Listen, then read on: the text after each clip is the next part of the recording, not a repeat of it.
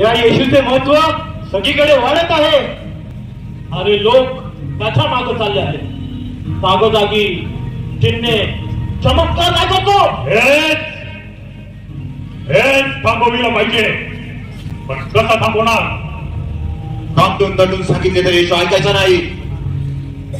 मग त्याला कायमच संपवलं तर म्हणजे मारायचे. त्याशिवाय गत्यंतर नाही.